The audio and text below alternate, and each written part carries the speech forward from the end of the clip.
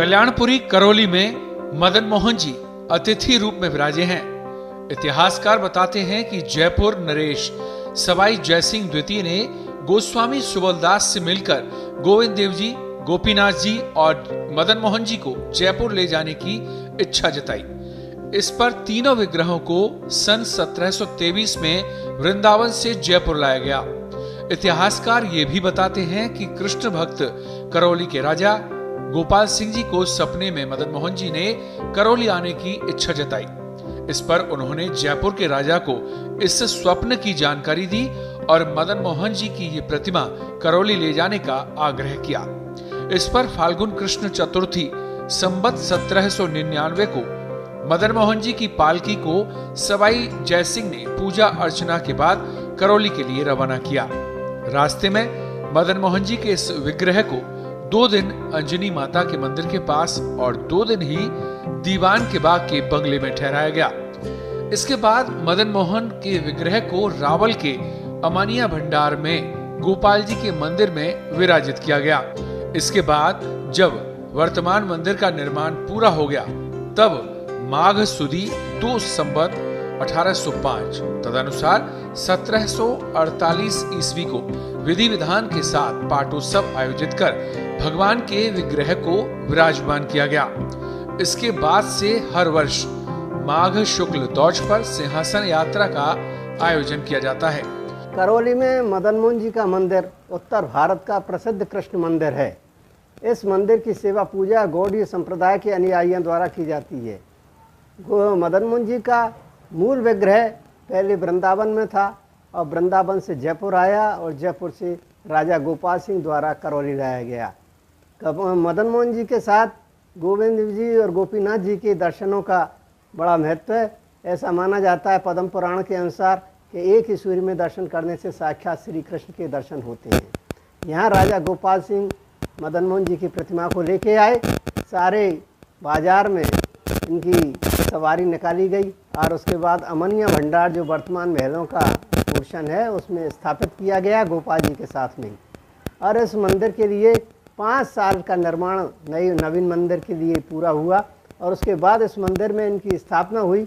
इनका पाटोत्सव माघ सुदी दौज संवत 1805 तदनुसार 1748 ईस्वी में पाटोत्सव हुआ। उसके बाद में जो अन्य त्यौहार और पर्व मनाए जाते हैं उसी के क्रम में ये जन्माष्टमी का त्यौहार बहुत धूमधाम से हर्षोल्लास से मनाया जाने लगा।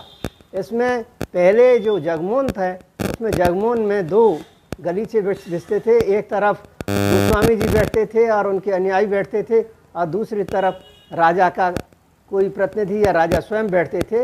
लेकिन राजा भंवरपाल तक सभी राजा स्वयं आते थे। उसके बाद में ये जो गलीचा नीचे बिछने लगे और चौक में ये आयोजन होने लगा और उसमें आयोजन के साथ ही इस कार्यक्रम को पूरा किया जाता था। शाम को ढाणी ढाणन का इसमें नाच और उसकी बधाइयाँ गाई जाती थी। और ये जो भोलानाथ और दूसरे जो चौधरी परिवार हैं उनकी तरफ से पोशाक आती। मान्यता है कि करौली के मदन मोहन जी और जयपुर में विराजे गोविंद देव जी, गोपीनाथ जी के सूर्य की उपस्थिति में एक ही दिन में दर्शन का विशेष महत्व है।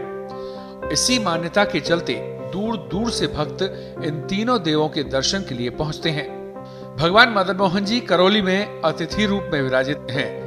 उनके मंदिर के पश्चिम में बने हुए 3 विशाल कक्षों में से परिक्रमा प्रवेश द्वार की तरफ बाईं ओर श्री गोपाल जी, मध्य में श्री मदन मोहन जी और तुलसाने की तरफ दाईं ओर राधा जी और ललिता जी के विग्रह विराजमान हैं। श्री कृष्ण जन्माष्टमी के अवसर पर प्रसिद्ध मदन मोहन मंदिर में ढाढ़ा ढाड़ी नृत्य आकर्षण का केंद्र होता है। रियासतकालीन यह परंपरा आज भी कायम है। कृष्ण जन्म से पहले मंदिर परिसर में शाम के समय होने वाले इस आयोजन में भक्ति और उल्लास का अनूठा नजारा देखते ही बनता है। करौली जो है ब्रज क्षेत्र का एक हिस्सा माना जाता है। यहाँ पर मदन मोहन जी भगवान कृष्ण के चरण चिन्ह के रूप में पूजे जाते हैं और चरण चिन्ह के रूप में पूजे जाने पर दर्शनों का यहाँ विशेष महत्व होता है।